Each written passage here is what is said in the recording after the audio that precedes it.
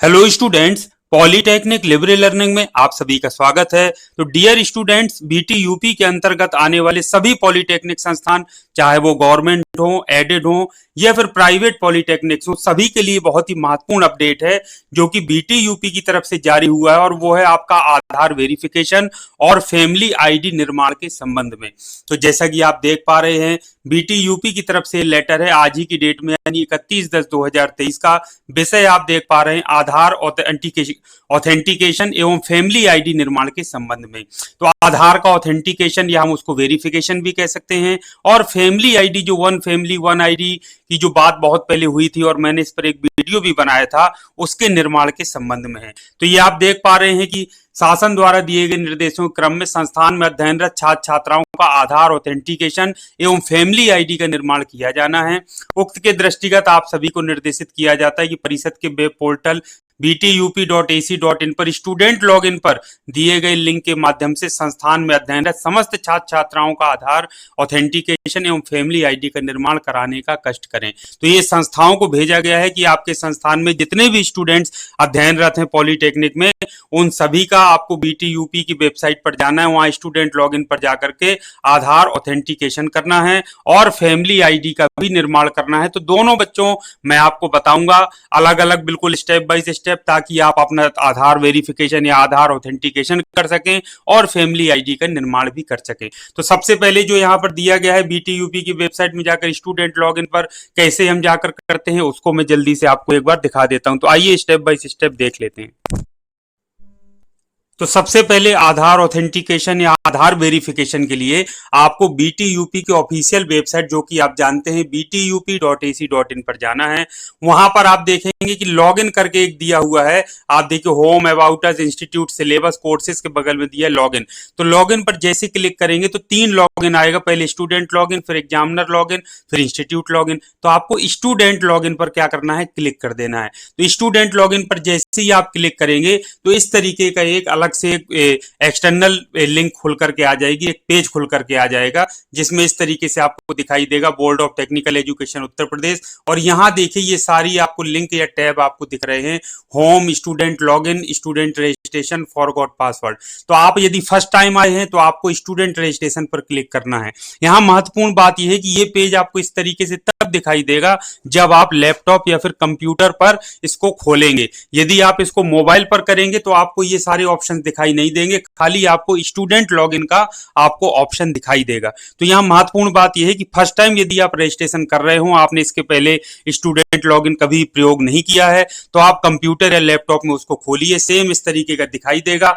First time कर रहे हैं, स्टूडेंट रजिस्ट्रेशन पर क्लिक करिए, इस तरीके से स्टूडेंट रजिस्ट्रेशन खुल जाएगा। यहां मांगेगा आपका एनरोलमेंट नंबर, तो पूरा जो ई से शुरू है, E19 या E21 या E22 जितना भी है, पूरा एनरोलमेंट नंबर सही सही भर दीजिए। उसके बाद वेरीफाई एनरोलमेंट नंबर पर आप क्लिक कर दीजिए। तो आपके मोबाइल नंबर पर जो ओटीपी आएगा, ये प्रोसेस आगे मांगेगा, उसको आप करके कंप्लीट कर लीजिए। उसके बाद अपने पासवर्ड का निर्माण कर लीजिए, तो आपका क्या हो जाएगा, लॉगिन पूरी तरीके से तैयार हो जाएगा। तो ये हो गई रजिस्ट्रेशन की प्रक्रिया। लॉगिन करने के लिए आपको क्या करना है, स्टूडेंट लॉगिन पर क्लिक करना है। ये आप फिर लैपटॉप या कंप्यूटर कर सकते हैं, या फिर आप चाहें तो डायरेक्ट मोबाइल पर भी खोलेंगे तो भी स्टूडेंट लॉगिन का ऑप्शन सीधे आपको खुल जाएगा। एनरोलमेंट नंबर आपको अपना एंटर करना है, यहाँ पासवर्ड एंटर करके आपको लॉगिन पर क्लिक कर देना है। तो जैसे ही आपका देखिए लॉगिन हो गया, इसको कहीं अच्छे सुरक्षित लिख करके रख लीजिए। आपका ईमेल, आपका एनरोलमेंट नंबर, आपका लॉगिन आईडी है और पासवर्ड आपने जो बनाया होगा वो है। उसके बाद यहाँ देखिए स्टूडेंट लॉगिन पर एनरोलमेंट नंबर लिखा, आपने पासवर्ड लिखा और इसको लॉगिन कर लिया। ये मैं मोबाइल से करके दिखा रहा हूँ, देखिए इसमें और कोई ऑप्शन आपको दिखाई नहीं दे रहा है, खाली स्टूडेंट लॉगिन वाला लिख करके आ रहा है।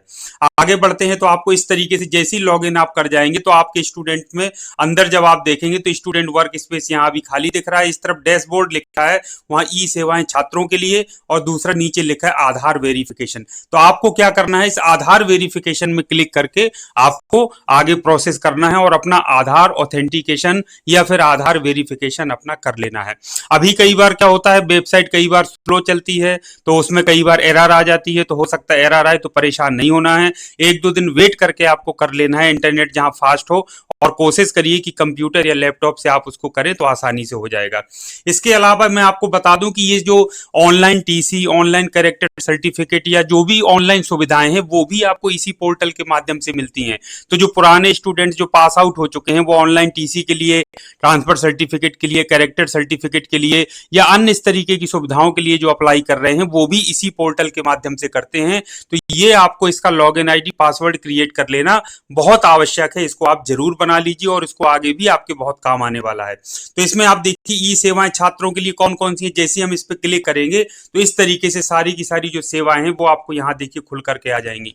Issuance of transfer certificate, migration, caution money, ये सारे प्रोविजनल डिप्लोमा, ये बहुत सारी चीजें इसमें आती हैं। तो कुछ चीजें जो हैं ऑनलाइन कर दी गई हैं, वो टीसी हो गया, सीसी हो गया, इस तरीके की अन्य चीजें। और भी अगर आप देखें शोइंग एब्सेंटी, यदि आपका अभी रिजल्ट जारी हुआ तो उसमें एब्सेंटी शो हो रहा है या मार्क्स वेटिंग एमडब्ल्यू शो हो रहा है, तो यहाँ क्लिक करके थ्योरी में, और नीचे वाला प्रैक्टिकल के लिए, तो वो भी आप अपनी ग्रीवेंस दाखिल कर सकते हैं, वहां पर पहुंच जाएगा। और यदि आप अब्सेंट नहीं थे, आपका अब्सेंट शो हो रहा है या एमडब्ल्यू शो हो रहा है, तो उस पर करेक्शन हो जाएगा। तो ये भी सुविधा आपको इसी के माध्यम से दी गई है। और भी सुविधाएं आपको इस माध्यम से प्राप्त होंगी, तो इनको आप जरूर करिए, इसको आपको यूज करना है। तो ये हो गया आपका ये आधार वेरिफिकेशन या आधार ऑथेंटिकेशन की पूरी प्रोसेस। और यही प्रोसेस लॉगिन के लिए आपके आगे भी काम आएगी जब आप ऑनलाइन जनहित गारंटी अधिनियम के तहत सुविधाओं का लाभ लेना चाहते हो। तो ये बहुत इंपॉर्टेंट अपडेट है। अब मैं आपको जल्दी से बता देता हूं कि फैमिली आईडी किस तरीके से बनाना है। फैमिली आईडी बहुत जरूरी है आज के समय में स्कॉलरशिप के लिए,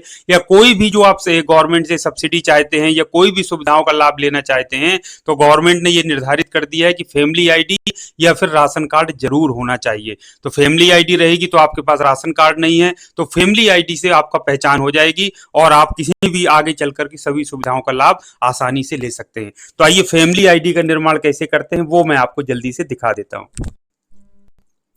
फैमिली आईडी निर्माण के लिए आपको क्या करना है, गूगल पर जाना है और गूगल पर टाइप कर दीजिए वन फैमिली वन आईडी। तो जैसे ही आप टाइप करेंगे तो देखिए रिजल्ट में सबसे पहले ऊपर दिख रहा है यूपी फैमिली आईडी कार्ड। इसमें लिखा है familyd.up.gov.in। इसका एक्सटेंशन जरूर देख लीजिए, क्योंकि आजकल बहुत सारी मिलती जुलती फर्जी वेबसाइट भी बन जाती हैं। कई बार तो वो गलत डेटा लेकर के और गलत काम भी करने शुरू कर देती हैं। तो हमेशा .gov.in ये एक्सटेंशन जरूर देखिए, जो कि गवर्नमेंट के वेबसाइट का होने का प्रमाण होता है। तो इस पे जैसे ही आपको ये मिल जाए .gov.in वाला, इस पर आपको क्लिक कर देना है। तो जैसे ही हम क्लिक करेंगे तो देखिए लिख कर आ रहा है रीडायरेक्टिंग टू पोर्टल।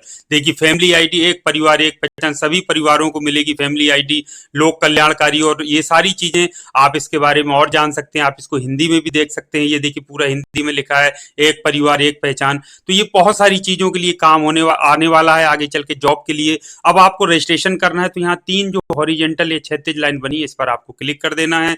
यहाँ पर आपको रजिस्ट्रेशन पर जाना है, क्योंकि आप फर्स्ट टाइम कर रहे हैं। रजिस्ट्रेशन पर आप जैसे ही क्लिक करेंगे तो इस तरीके से निर्देश आ जाएंगे कि देखिए परिवार रजिस्ट्रेशन हेतु परिवार के सभी सदस्यों का आधार कार्ड होना अनिवार्य है। ई-केवाईसी के लिए ओटीपी आपके आधार से लिंक्ड जो मोबाइल होगा वो आएगा, तो मोबाइल आपको रखना पड़ेगा। ये सारी चीजें दिए हुए हैं। ऐसे व्यक्ति जो पहले से ही किसी परिवार में जुड़े हैं, उन्होंने किसी अन्य परिवार में नहीं जोड़ा जा सकता। और ये सही जानकारी बिल्कुल भरें, और इसमें आप इसको ट्रैक भी कर सकते हैं एप्लीकेशन स्टेटस में डालकर। तो यहाँ रजिस्टर करने के लिए अपना नेम डाल दीजिए पूरा सही सही, आधार में जैसा लिखा है। मोबाइल नंबर देखिए आधार रजिस्टर्ड मोबाइल नंबर होना चाहिए, सेंड ओटीपी। तो आधार के साथ रजिस्टर्ड जो मोबाइल नंबर होगा उस पर ओटीपी आएगा, उसको क्लिक कर दीजिए। आगे पूरा रजिस्ट्रेशन भर लीजिए। वो पूरा का पूरा जितने भी मेंबर्स आप अपनी फैमिली या परिवार में जोड़ेंगे, सबका मोबाइल आधार नंबर होगा। उस आधार से लिंक्ड जो मोबाइल नंबर होगा उन सभी से उनका वेरिफिकेशन हो जाएगा, और आपका इस तरीके से वेरिफिकेशन के लिए चला जाएगा। फिर वो वेरिफिकेशन भी कराते हैं, जहां का आप एड्रेस डालेंगे तो बिल्कुल सही सही जो आधार में लिखा हो, जो सही एड्रेस हो, सही मोबाइल नंबर, सभी सही चीजों का प्रयोग करेंगे तो आपका आसानी से बन जाएगा। फिर एक बढ़िया सा कार्ड जनरेट होकर के आ जाता है। उसमें सारी उसमें नाम पूरा डिटेल फैमिली का और फोटो सब चीज लिखी होती है। तो बहुत अच्छा सा बन करके आता है, वो आगे चल करके बहुत काम आता है। तो ये दोनों चीजें मैंने आपको बता दी जो बीटी यूपी में इसके लिए इस समय जरूरी कर दी गई है, सरकारी योजनाओं का लाभ लेने के लिए जरूरी कर दी गई है। तो इस समय आधार ऑथेंटिकेशन मैंने स्टूडेंट्स के लिए बता दी, और फैमिली आईडी ये सभी के लिए है। कोई पॉलिटेक्निक का स्टूडेंट ना भी हो, आपके परिचित का कोई है तो उनको भी बनवाना है, उनको भी बता दीजिए और ज्यादा से ज्यादा इस जानकारी को पहुंचाइए, ताकि वो भी एक फैमिली एक जो आईडी है उसका निर्माण करा सके और फैमिली आईडी का जो बना करके आगे योजनाओं का, सरकारी योजनाओं का लाभ लेने में उनका प्रयोग कर सके। तो ये था बच्चों महत्वपूर्ण अपडेट। इसी तरह की उपयोगी और महत्वपूर्ण जानकारी के साथ नेक्स्ट टाइम आपसे फिर मिलेंगे। तब तक के लिए थैंक यू वेरी मच। आप सभी का दिन शुभ हो।